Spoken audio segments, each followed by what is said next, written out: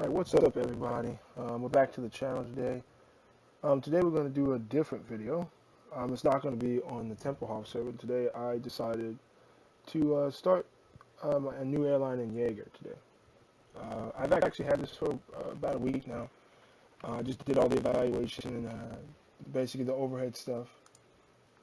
And so today I'm just going to go over what I've already done, what I expect this airline to be, and a few other things. And then we'll just skip. Then we'll talk about. I'll show you the routes in a second. I'm going to schedule the 2 aircraft. All the aircraft have been scheduled already, so we're just gonna. Well, you don't have to watch all that today. So basically, we'll just go over the airline real quick, and we'll try to keep the video short. So the name of the airline is Dash Air Canada. Is a subsidiary of Dash Enterprises. I'm starting to see a theme here with the names, huh? I had based it in Toronto City. Toronto City is it's a cool airport, and if you don't know about it, it's a small airport. It's a secondary airport for the Toronto, just outside of the city. If you want to see it, it's just about right here. So it's just right here. Porter Airlines operates out of here. It's got a very short runway, which pretty much prohibits jets. There are almost no jets that can operate out of here on a standard server, but Yeager has a lot of used aircraft, so we're talking maybe some stolen aircraft like the Bay 146. Well, actually, let me just show you. It's actually easier to show than to talk about. So a standard aircraft like an A320. Let's do this one.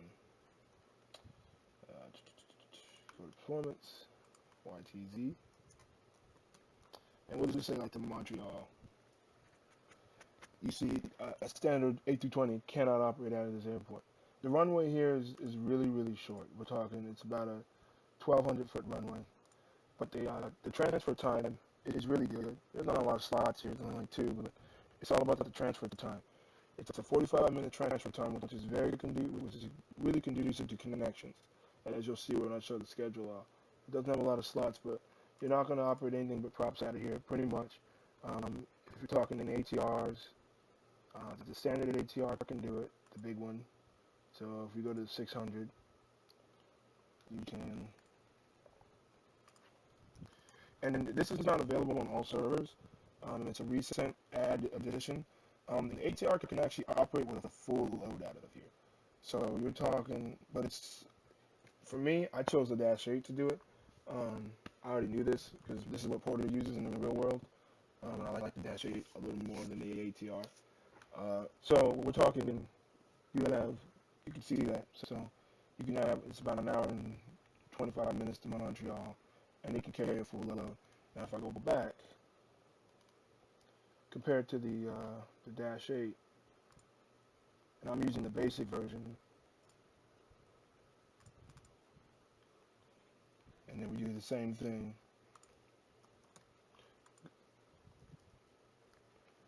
The Dash 8 can operate with a full load, but I'm not really running a seating configuration that gives me this. The Dash 8 is faster than the ATR, which is why I ended up choosing it. It's much, much faster. So I opted to go with the faster speed, better range. Still that good performance. I want those jet-like speeds because we're competing against jets, whether you believe it or not. The one plane, there are 2 planes that can operate out of this airport that are not props. So it's the Avros and the Bays in the British airspaces. So let's just go with the Avro because the Avro's better. So the Avro has a really, really good time on the ground. There are actually 2 aircraft that can do it. So you got this, and you can see the Avro can actually operate this flight. So you can operate a jet out of here. I opted not to because I didn't want to deal with the age. The Avros are kind of older, and they cost a little bit more than the Dash. But they are a future upgrade, perhaps, for this airline. I might end up upgrading to them. And there's one other aircraft, and I was, without a surprise, the A220 can do it. But it cannot do. It can't carry. Once again, it can't carry a full load out of here. So you can carry 80%. So pretty much that's what it looks like. You can also go. You can even go as far as Vancouver with this thing, and flying out of here. So This will likely be my upgrading choice. This will likely be what I upgrade to once this airline gets bigger. It'll probably add me more jets to fly those routes. Mostly props though to begin with.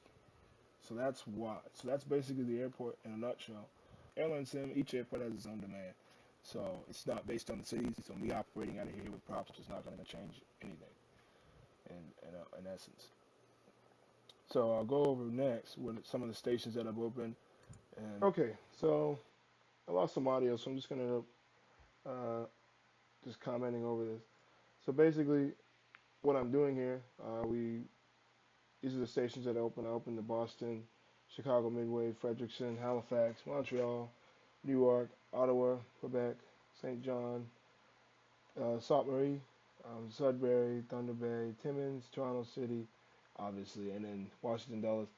So basically, I just go into the map here, which is what I always do, and we just go over. You can see some of the routes that Porter flies out of the airport, and that's flown by the adjacent Toronto Pearson.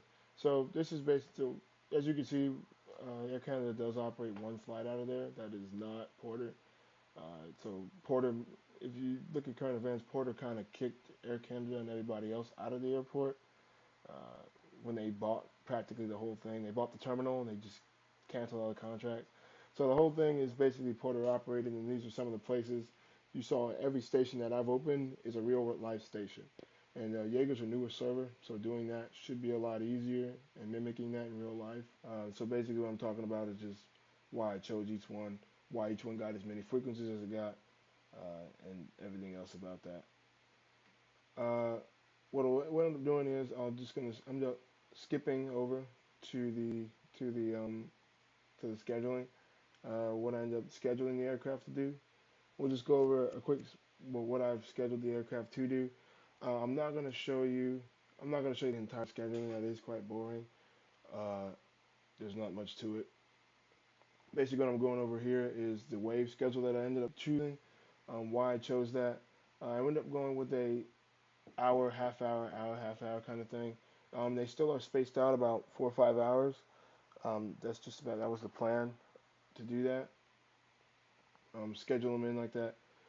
They do. I was trying to minimize the connection time between the flights, basically, so that if I am competing against other people in Toronto Pearson, basically keeping my connection time as short as possible to hopefully offset the rating that I was getting in my Dash 8s.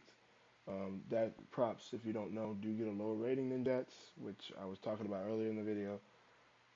Basically, the whole point is to try to minimize what the impact of not using a jet, what that would be on the airline. Overall, that's basically what I'm doing. I'll talk more about what I did with the prices and later in the video. But right then I had to. So what we're gonna do now, we're gonna set the seating. I have a Leisure Plus seating. I ended up choosing all that. We went Leisure Plus, Comfort Plus. Basically, like I said, Yeager is a different server. It's based on price, not so much seating anymore.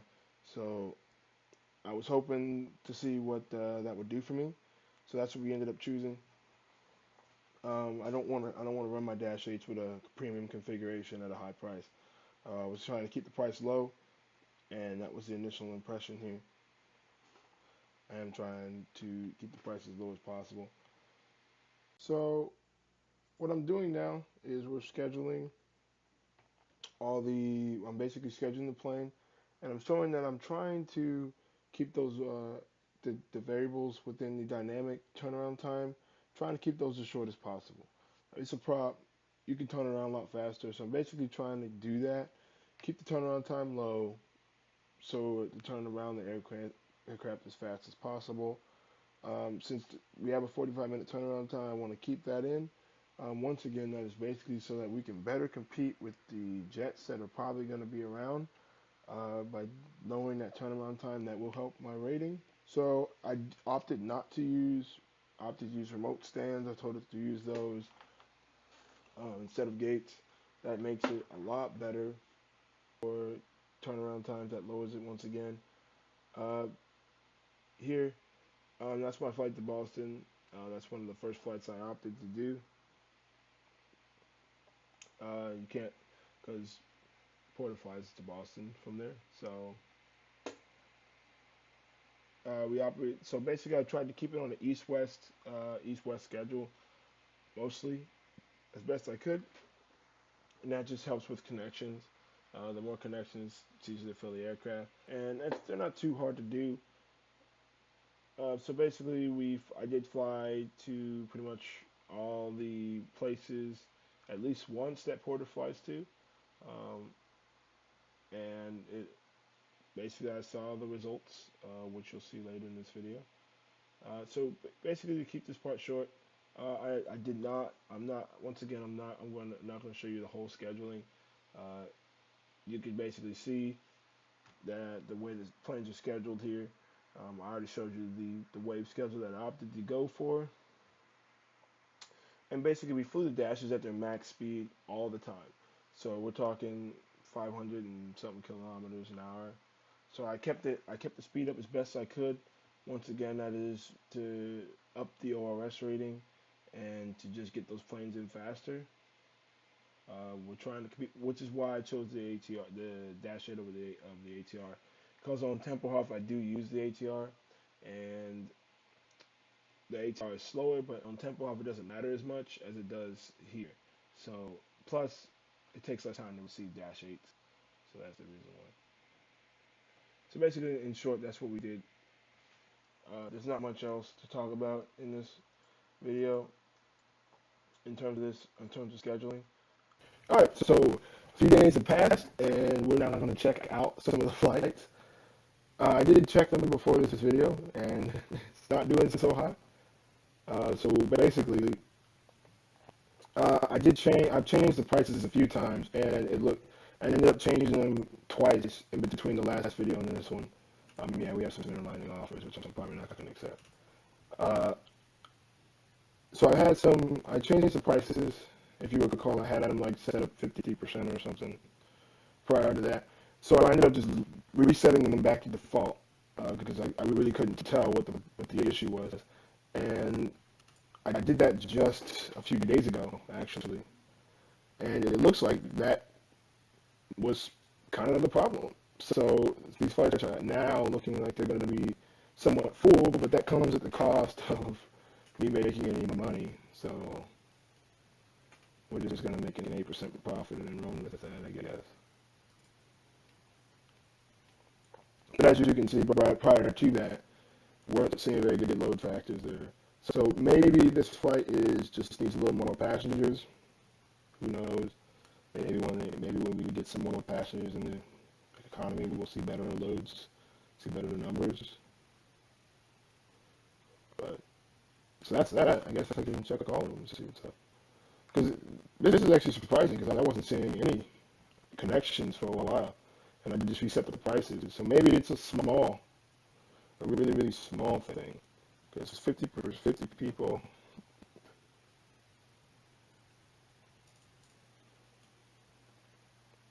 Chicago Midway, Washington National. Everything's starting to work then. Oh, wow. But yeah, but this was full all the way anyway.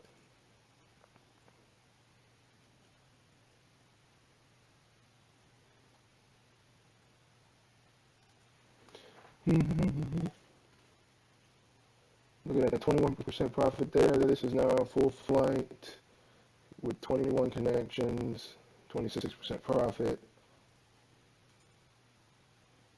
And Ottawa's finally starting to do something now. So 52 people to connection. It's quite amazing, actually.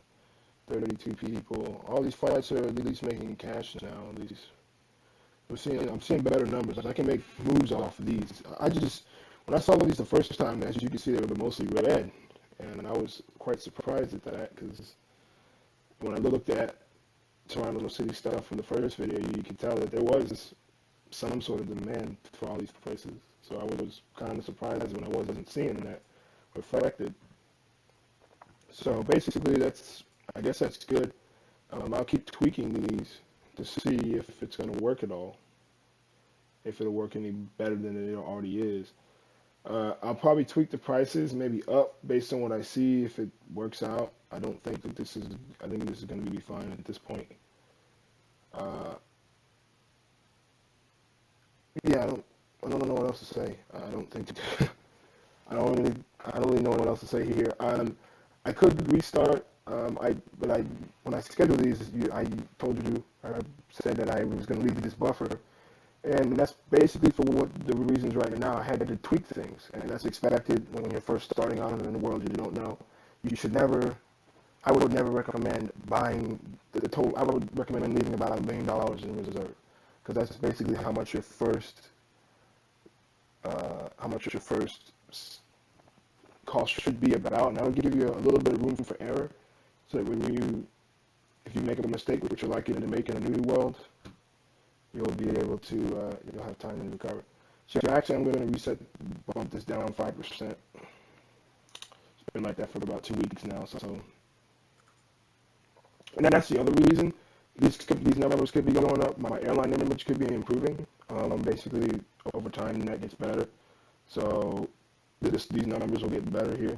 So as you start to do your thing, you get better. So we'll see. Currently. So I'm kind of happy with that. I may end up going back to using, I don't think I'm going to go back to using based on the airport or terminal, because I really want this to be a quick turnaround, and that would affect all my stuff at that point. So I've scheduled everything based on using a remote stand, so I don't really want to change that. So I think, unless I don't think there's anything else I need to cover, I'll ask you guys if you guys think I should. Let's take a look at these airlining offers, and then you guys just can comment down below and let me know if you think I should accept them. I think everybody on this world is pretty young. Oh, well, one of them attracted to this offer. That's fine with me. So this guy is in Atlanta with 72 aircraft. And it must be fun.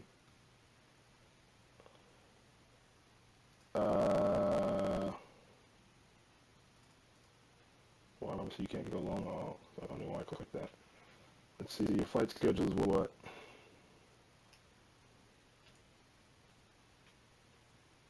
Baltimore, Austin, standard big cities. Lazy. I never liked starting in the big cities. It's kind of boring. I've always thought it would be boring. This guy, he's literally a competitor for me. That makes no sense for me to airline with him. He's literally a competitor in the same cities. That makes no sense.